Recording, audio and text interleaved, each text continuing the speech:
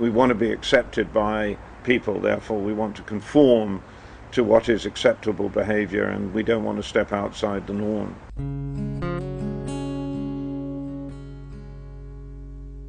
True happiness comes when you begin to find your own path.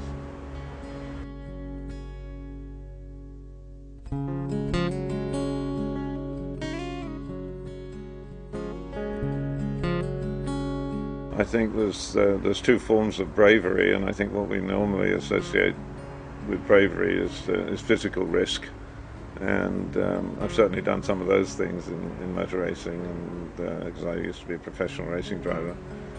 But I actually think it takes more courage to make what I would call psychological decisions about your life, when to make change. I think people have enormous difficulty stepping out of the known, going into the unknown.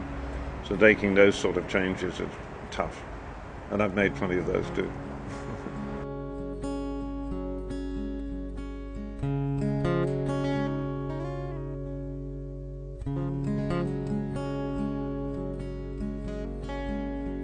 I think everyone has their own particular path, and I think what you can do is help people to discover what their own path is by asking them challenging questions, and asking them probably questions that they haven't thought of themselves. What am I doing this for? Is a good question to be able to ask themselves sometimes. So they're quite sort of simple questions very often, but what they do is provoke the other person to think for themselves. I certainly would never give anyone any answers, but I would, because I believe they've got the answers within themselves if they begin to look. I think those answers are more accessible to some people than others, because people build up layers and layers of defense mechanisms and protecting themselves from the ravages of this kind of society that we've created. And it's harder. We're not encouraged to follow our own path, so to speak. We're encouraged to follow some of the paths that society sets us, or the commercial world sets us, and we tend to believe that that's the truth, and people are not happy doing that. I mean, true happiness comes when you begin to find your own path.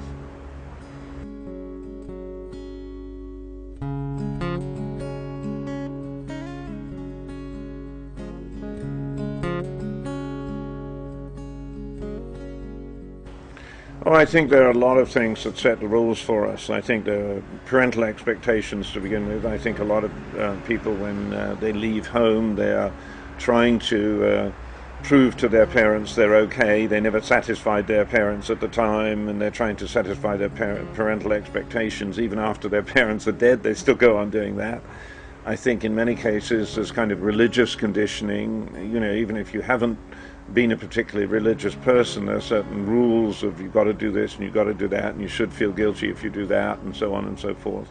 And then there's all the stuff about money and earning a living and so on and so forth, and all those sort of cultural conditioning. And then there's a sort of second tier of conditioning, like political correctness and all those sort of things that come in, that is almost sort of fashionable things that pass us by, and we have to obey those sort of things. And then I suppose probably the greatest one of them all is peer group pressure.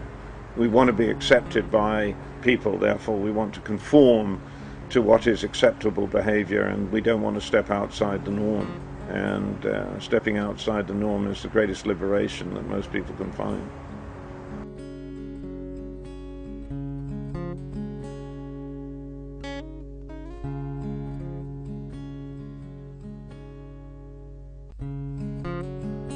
I think we live in a culture of fear. I think we live in a fear paradigm, and I think there's another paradigm for life, and that is trust. That is trusting life, trusting that life will unfold in the way it needs to in front of us. We don't have to have a blueprint or a plan for the next 5 years. Then you get stuck by conforming to your plan, and that stops you from hearing the message that comes from within about where you need to be today or tomorrow. I think just to say, what beliefs do I hold that I can recognize are beliefs and not truths, and then explore them. That's, I think, what people need to do, to just begin to explore. I trust absolutely that when they begin to explore those beliefs, they will find that they're not real, they are self-limiting, and there's life the other side of them, a great life. One question, one aha, suddenly can trigger a whole lot of different perspectives, and then you're on the way. I do know that if I'm still and quiet and I listen, I will always get the answers and the way to go. I trust absolutely that that is there. It's not even a question, is it to me? It just is. The only question is, am I listening?